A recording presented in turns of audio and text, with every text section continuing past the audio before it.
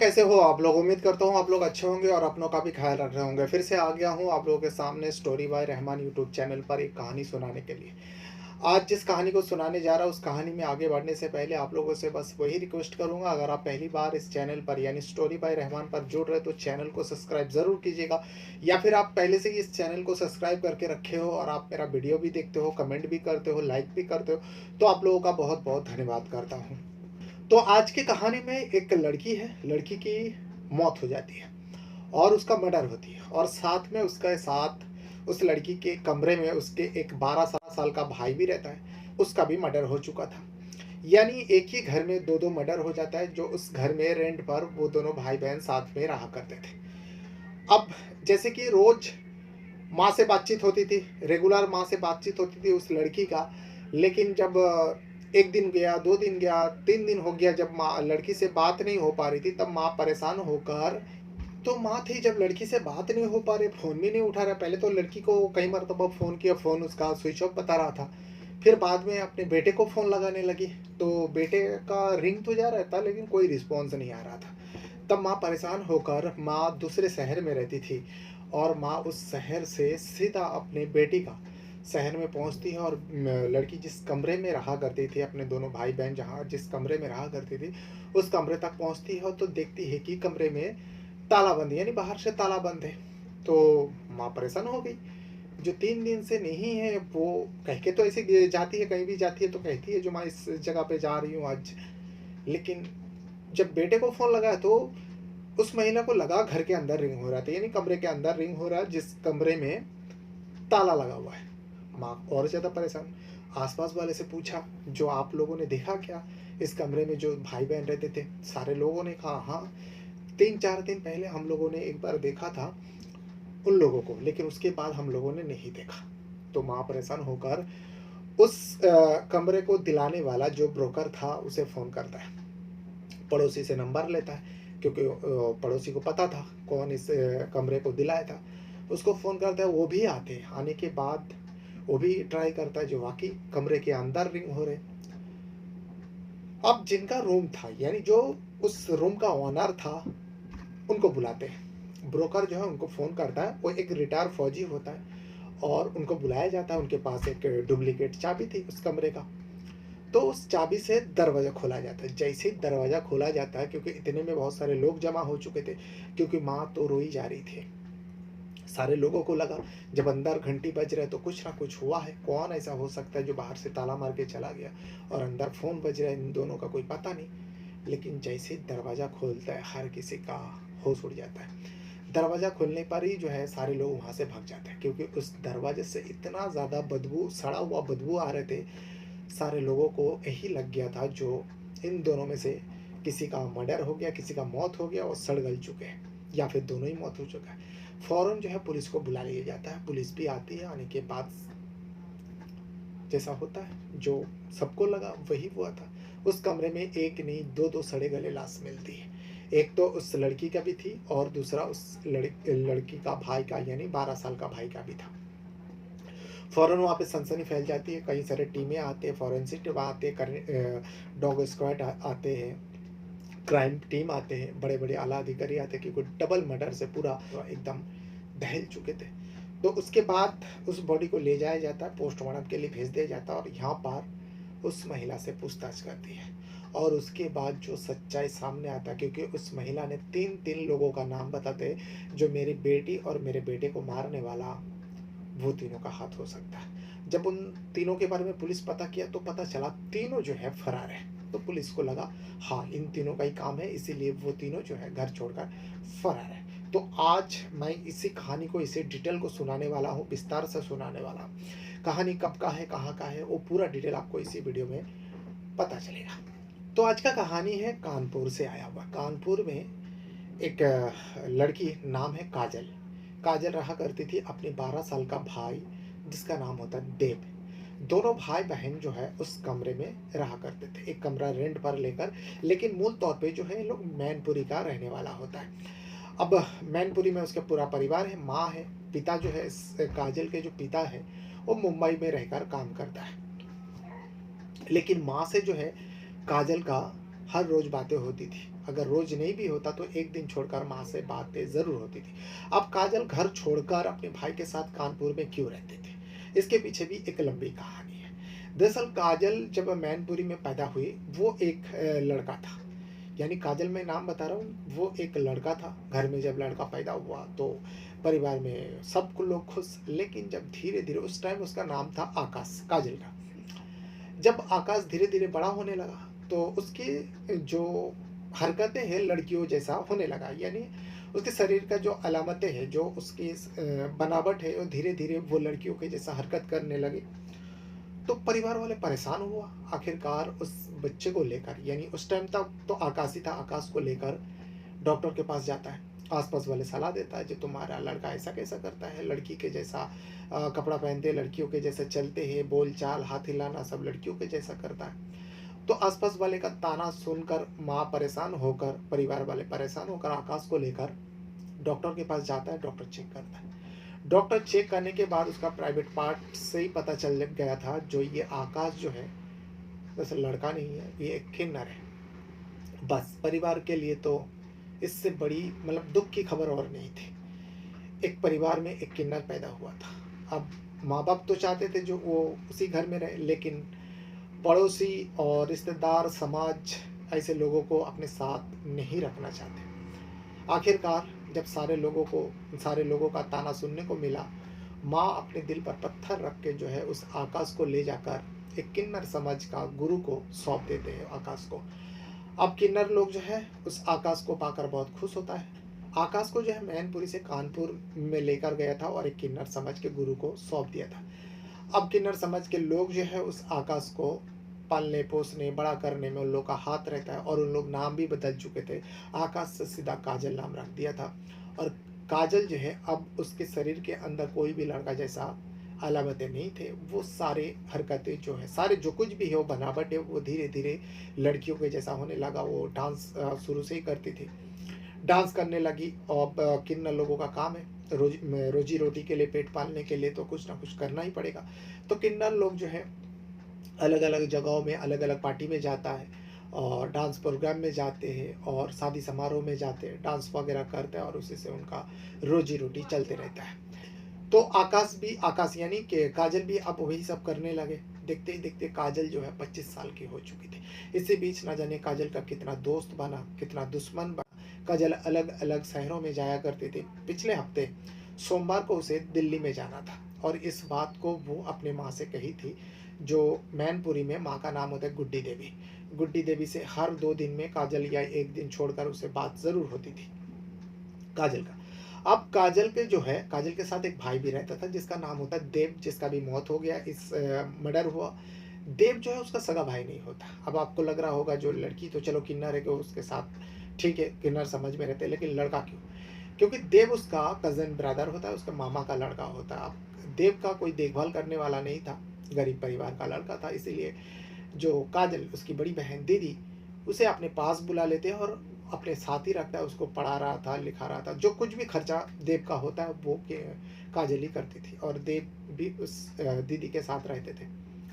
लेकिन इसी बीच जो है काजल का दोस्ती बहुत सारे किन्नरों से थे। अब उन लोग का समझ के ही थे। एक ऐसा भी दोस्त था जिसका नाम है देविका। देविका का एक बॉयफ्रेंड है जिसका नाम है हेमराज।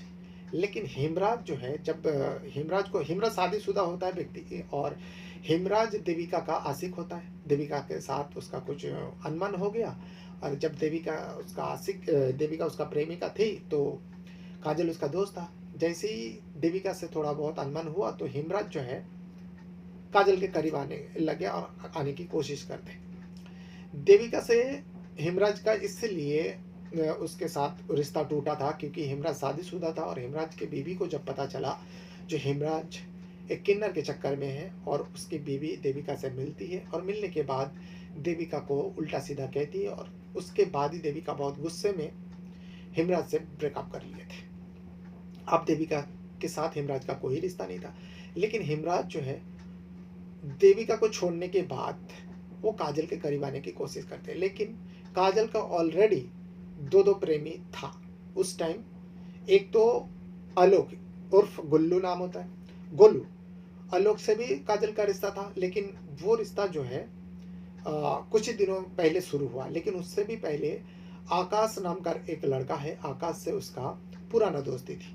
आकाश और काजल का बहुत गहरी दोस्ती थी, क्योंकि काजल जो भी कुछ करता था उसके बारे में आकाश को ज़रूर बताती। आकाश एक तरीके से काजल का पीए था, यानी प्राइवेट असिस्टेंट था। कहाँ पर प्रोग्राम करना है, कितना पैसा लेना है, ये सब आकाश काजल का देखभाल करते थे। तो इसीलिए आकाश और काजल के बीच में गहरा दोस्ती थी, और बीच में 5 लाख रुपए जो है आकाश लिया था। काजल एक प्लॉट खरीदना चाहती थी, यानी एक प्लॉट नहीं, एक फ्लैट खरीदना चाहती थी, और वो फ्लैट देख चुकी थी, और उसका एडवांस के तौर पे आकाश को 5 लाख रुपए काजल दी थी, क्योंकि उसका पीए था, असिस्टेंट था, और उसका आशिक भी था। तो इसलिए बेझिझक उसको दे दिया। लेकिन वो जो 5 लाख है, आकाश वो खर्च कर डाला था। वो फ्लैट के लिए वो पैसा एडवांस दिया था, लेकिन वो उस पैसे को खर्च कर डाला। जब काजल को पता चला, तो काजल ने आकाश के बारे में पुलिस स्टेशन में जाके कंप्लेंट कर दिया था। पुलिस ने आकाश को पकड़ा, उसको सज़ा दिलवाया, और कुछ दिन तक वो जेल में भी रहा। लेकिन उसके बाद जब छूट कर आता है, आकाश से काजल का सारे रिश्ता खत्म हो गया। लेकिन काजल बार बार वही कहती, जो मेरा पैसा मुझे लौटा देना। इसी बीच आलोक, जो आकाश का दोस्त होता था, आलोक को पता चला, गोलू यानी आलोक और गोलू आकाश का दोस्त हुआ करता था। जब वो गोलू को पता चला जो आकाश से काजल का दोस्ती टूट गया, रिश्ता खत्म हो गया, तो इसीलिए गोलू से काजल का दोस्ती हो गया। अब दोनों करीब आ गए थे, और यहाँ पे हिमराज भी चांस मार रहा था काजल से, जब उसका दोस्ती देविका से टूट गया। अब तीनों कहीं ना कहीं देखा जाए तो काजल से जुड़े हुए हैं। अब काजल को जाना था सोमवार को, पिछले सोमवार की बात कर रहा हूँ। पिछले सोमवार को काजल को दिल्ली में एक प्रोग्राम के लिए जाना था, और उसके बारे में वो अपने माँ, जो मैनपुरी में रह रहे थे, गुड्डी देवी को बताई थी, जो माँ सोमवार को मैं दिल्ली जाऊंगी, और दिल्ली से आते समय मैं मैनपुरी होके आप लोगों से मिलकर मैं फिर कानपुर लौटूंगी। ये बात हुई थी। लेकिन माँ हर 2 दिन में एक दिन छोड़ के, या हर 2 दिन में बातें किया करती थी। लेकिन कुछ दिनों से जो है माँ की फ़ोन जो है काजल के पास नहीं पहुंच रही थी, क्योंकि काजल का मोबाइल ऑफ था। तो माँ परेशान होकर गुड्डी देवी जो है अपने बेटे, यानी अपने भाई भतीजे, उसको भी फ़ोन करती है, जो देव को फ़ोन लगा। देव का फ़ोन का रिंग तो जा रही थी, लेकिन फ़ोन नहीं उठ रहा था। तब माँ परेशान होकर 2-3 दिन ट्राई किया, माँ को लगा कुछ गड़बड़ है। माँ उस कानपुर में पहुंच जाती जहाँ पर काजल रहती थी, और उस पे वहाँ पर जाकर ये खुलासा होती कि गेट पर ताला लगा हुआ है, ताला तोड़ा जाता है। जिस ऑनर का रूम होता है वो ऑनर भी आता है, और उसके बाद में पता चलता है उस कमरे के अंदर दोनों भाई बहन का सड़े गले बॉडी पड़ा हुआ पुलिस कब्जे में लेता है, पोस्टमार्टम के लिए भेज देता है। और यहाँ पर माँ गुड्डी देवी इन तीनों के बारे में पुलिस को तहरीर देता है, और देविका भी आती है। देविका भी पुलिस वाले को बताते हैं, जो हाँ हेमराज है, आकाश तो उसका पुराना बॉयफ्रेंड है, और उसके साथ कुछ पैसे का भी लेन देन था, उसके बारे में पुलिस को पता भी है। पुलिस में कंप्लेंट थी, उसका जेल हुआ था। लेकिन उसी बीच जो है आलोक और गोलू से भी काजल का दोस्ती हुआ था। लेकिन हेमराज, जो मेरा बॉयफ्रेंड हुआ करता था, वो अब मुझसे जब ब्रेकअप हो गया, यानी मैंने उसको निकाल दिया उसकी पत्नी के वजह से, तब वो काजल के चांस मारे थे। काजल मुझे इस बात को कही थी। 3 टिप संदीप का नाम आया, माँ ने भी बताया, क्योंकि माँ को हर बात काजल बताया करती थी। गुड्डी देवी ने भी इन तीनों का नाम बताई थी पुलिस वाले को, और उसके साथी लोग भी पुलिस वाले को इन तीनों का नाम बताता। तो पुलिस उन काजल के मोबाइल के नंबर पे देखा कि हाँ इन तीनों का नंबर भी मौजूद है, काजल यानी हेमराज, आकाश और गोलू। तो इन तीनों के बारे में पता करता कहाँ है, तो तीनों के घर में दबिश जब पुलिस के जाती है, तो पता चलता है तीनों काजल का मौत से खबर से पहले ही जो है वो लोग फरार है। अब पुलिस को लगा शायद इन तीनों ने किया है, इसीलिए तीनों फरार है। लेकिन तीनों मिलकर इस क्राइम को करेगा, पुलिस को समझ में नहीं आ रहा था, क्योंकि एक से तो ब्रेकअप हो चुका था, हो सकता है वो गुस्से में आकर किया हो। लेकिन आलोक और गोलू तो उसके साथ ही थे, वो क्यों करेंगे? या फिर हिमराज क्यों करेंगे? हिमराज तो बस मौके का तलाश में था, वो तो चांस मार रहा था, तो फिर हिमराज क्यों करेंगे? तो सबसे पहला शक जो है पुलिस को आकाश के ऊपर गया। लेकिन तीनों यहाँ पर गायब था। हिमराज भी गायब था, आकाश भी गायब था, और आलोक उर्फ गोलू भी गायब था। जब तीनों को कनेक्शन जोड़ा गया, तो देखा कि तीनों एक दूसरे को जानते थे। तो पुलिस को लगा हो सकता है तीनों ने मिलकर इन दोनों का मर्डर किया, भाई बहन का। पुलिस के लिए तीनों को ढूंढना जरूरी है, इसीलिए पुलिस अलग अलग जगहों में दबिश दे रहा था, जहां से भी खबर आ रहा था जो तीनों यहाँ पर हो सकता है। लेकिन तीनों का कोई पता नहीं। इसी बीच कानपुर से 270 किलोमीटर, करीब करीब पौने 300 किलोमीटर दूरी पर एक होटल रूम में, जो मध्य प्रदेश का सतना से एक खबर आती है, जो वहाँ पर, अब ये खबर जो उस इलाका में लगा था, सतना इलाका में, एक व्यक्ति है जो सुसाइड कर लिया होटल रूम में। लेकिन उस सुसाइड में, अब सुसाइड किया था, मर्डर किया था, इसके बारे में तो किसी को नहीं पता था। लेकिन जब पुलिस वाले वहाँ पर पहुँचता है, वहाँ के पुलिस, सतना के पुलिस, तो कमरे का तलाशी ले रहा था, क्योंकि एक होटल में था, वो रेंट पर रह रहा था, किराए पर लिया था उस रूम को। तो उस होटल रूम को जब खंगाला गया, तो होटल रूम में एक सुसाइड नोट मिलता है, और उसके बारे में इसका पहचान भी हो जाता है, होटल वाले से भी उसका डॉक्यूमेंट्स मिल जाता है। मरने वाला जो है आकाश था। आकाश कौन? आकाश उन लोगों को नहीं पता। अब पता चला आकाश जो है कानपुर का रहने वाला होता है। अब कानपुर को खबर दी जाती है, और पहले से ही कानपुर पुलिस को आकाश को तलाश थी। जब उस आकाश का डॉक्यूमेंट से मिलवाया गया, जो हाँ यही आकाश है जो सतना में जाकर एक होटल में सुसाइड कर लिया। सुसाइड का वो नोट वहाँ पे बरामद होती है, और उस नोट पे साफ साफ लिखा हुआ है काजल और देव के बारे में, और किस वजह से उस आकाश ने सुसाइड किया वो भी उस सुसाइड नोट पर लिख कर गए थे।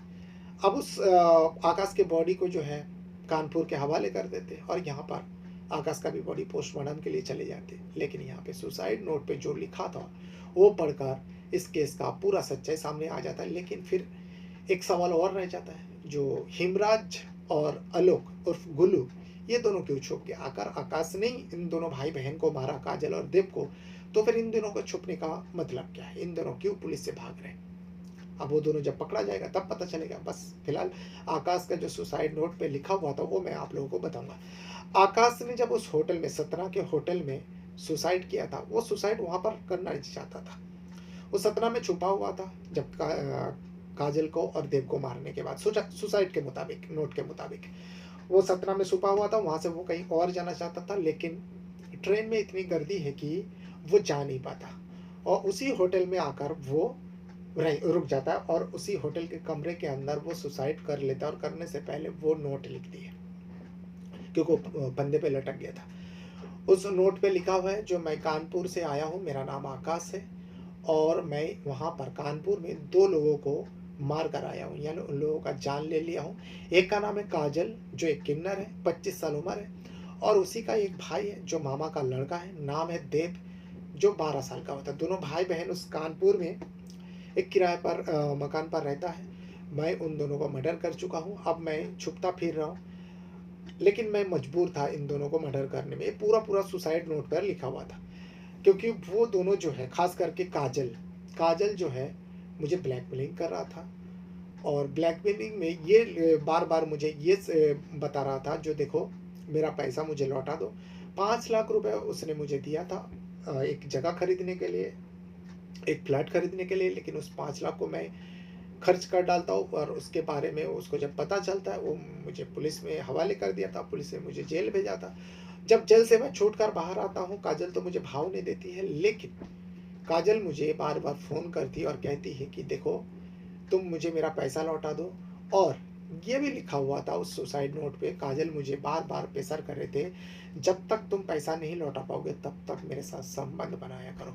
यानी वो किन्नर है, उसको एक चाहत थी, एक मर्द की तलाश थी, और वो आकाश को ब्लैकमेल कर रहे थे, जो जब तक तुम मेरा 5 लाख रुपए लौटाओगे नहीं तब तक मेरे साथ संबंध बनाओ, और जिस दिन लौटा दोगे पूरा पैसा उस दिन तुम आज़ाद हो। उस सुसाइड नोट पे लिखा था। इसीलिए आकाश आगे कहता है, लिखता है, जो मैं 5 लाख रुपए तो जुगाड़ नहीं कर पाऊंगा, क्योंकि मेरे पास कोई काम काज है ही नहीं। मैं तो काजल के अंडर में ही काम करता था, उसका पीए था, उसके मैनेजर था, और लेकिन काजल ने ही मुझे काम से निकाल दिया, तो मेरे पास पैसा कहाँ से आएगा? और इस वजह से मैं परेशान हो गया हूँ। और परेशान होकर जब वो दोनों भाई बहन ब्लैकमेल कर रहे थे, भाई बहन ब्लैकमेल कर रहे थे, तब मैं इस नतीजे पर पहुंचता हूँ, और मैं एक दिन जाता हूँ काजल से मिलने के लिए। वहाँ पर जाकर तीनों मिलकर शराब पीता हूँ, यानी देव, मैं और काजल, तीनों मिलकर शराब पीता हूँ। शराब पीने के बाद, क्योंकि उस काजल के रूम में जब पुलिस गए थे, तब उस कमरे के अंदर शराब की बोतल भी मिली थी। सुसाइड नोट पे ये भी लिखा हुआ था, जो मैं शराब लेकर काजल से मिलने जाता, उससे माफ़ी माँगता, उसके साथ बातें करता हूँ, क्योंकि मुझे जाना पड़ता था उसके साथ संबंध बनाने के लिए, और फिर मैं उन दोनों को अपने ही हाथों से मौत के घाट उतार देता हूँ। फिर मार देने के बाद मैं वहाँ से चुपचाप तरीके से निकाल आता हूँ और बाहर से ताला लगवा देता हूँ, क्योंकि मुझे उसके घर के बारे में सब कुछ पता था, क्योंकि मैं उसी घर में हर दिन रहता था, क्योंकि मेरा काम ही उन लोगों के साथ था। और मेरा जो दोस्त है आलोक, गोलू उर्फ गोलू, उसका करीब आ चुका था। मैं जब जेल में गया था, ये भी मुझे बुरा लगता था, जब आलोक तेरे साथ है तो मुझसे क्यों संबंध बनाते, ये भी मुझे समझ में नहीं आता। लेकिन मेरा एक और दोस्त है हिमराज, वो भी उसके करीब आना चाहता था, लेकिन फिर भी काजल जो है मुझे ब्लैकमेल करती थी, जो मेरा पैसा लौटा दो, नहीं तो मेरे साथ संबंध बनाया करो, जिसके चलते मैं परेशान होकर इस डबल मर्डर को करने पर मजबूर हो गया था। पुलिस को ये तहरीर दिया, पुलिस बस फिलहाल यही मानकर चला, लेकिन गोलू और हिमराज के बयान पर अब क्या खुलासा होता है, क्या ऐसा तो नहीं जो आकाश को भी मारा गया, या फिर कातिल कोई और निकलेगा। लेकिन फिलहाल जो पुलिस इन्वेस्टिगेशन में इतना पता चला है कि नहीं, ये जो सुसाइड नोट है वो आकाश का ही हाथ का हैंड राइटिंग है, तो यानी आकाश ने खुदकुशी कर लिया। और ये था वो पूरा कहानी जो कानपुर से आई है। अभी 3-4 दिनों हुआ है इसका खुलासा हुआ है। तो बहरहाल अपने साथ साथ अपना परिवार का भी बहुत ज़्यादा ख्याल रखिएगा, और इस वीडियो के बारे में अगर आपको कुछ कहना है, कुछ बताना है, तो कमेंट बॉक्स में आप अपना राय ज़रूर दीजिएगा। और वीडियो को पूरा देखने के लिए आप लोगों का बहुत बहुत धन्यवाद करता हूँ। Thank you very much.